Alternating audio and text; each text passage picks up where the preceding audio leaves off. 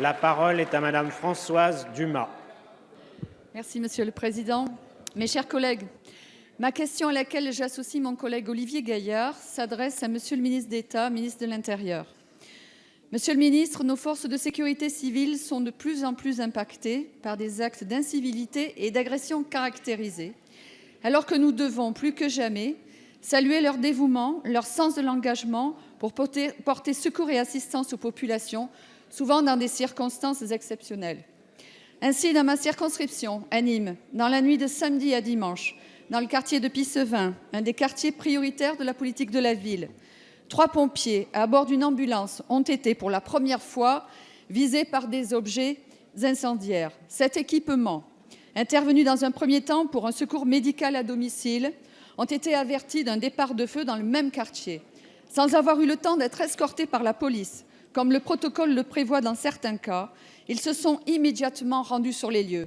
Lorsqu'ils sont arrivés, ils ont été accueillis par des jets de pierre et de parpaings.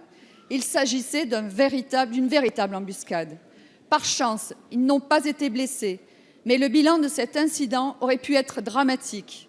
En effet, un premier cocktail Molotov a explosé devant le camion et un second à 15 cm de la vitre du chef d'agré.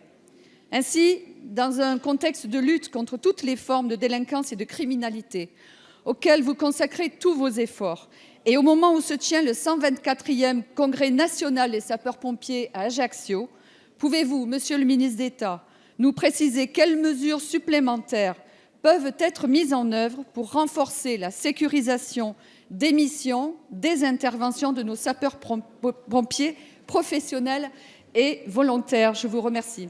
Merci Madame la députée. La parole est à Monsieur Gérard Collomb, ministre d'État, ministre de l'Intérieur.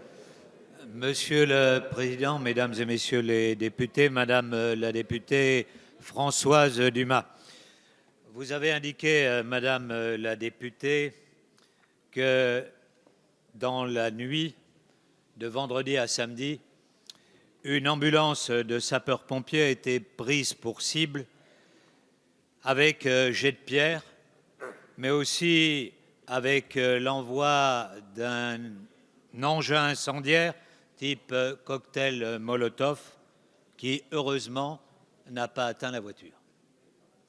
Cela aurait pu être dramatique.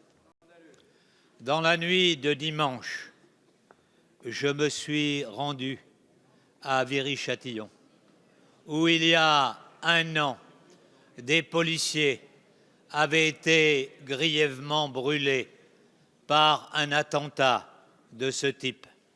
J'ai rencontré le policier qui avait été le plus gravement atteint et qui devait subir encore le lendemain à l'hôpital Saint-Louis une intervention.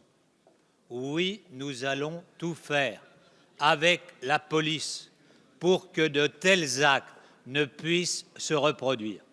Je sais que dans votre ville, ce problème est d'autant plus aigu qu'un certain nombre de terroristes djihadistes étaient partis en Syrie sur le front pour combattre pour Daesh. Vous le savez, ils viennent d'être condamnés à des peines de 2 ans à 10 ans de prison. Cela veut dire que la justice sera impitoyable avec celles et ceux qui veulent commettre des attentats. Merci, Monsieur le ministre.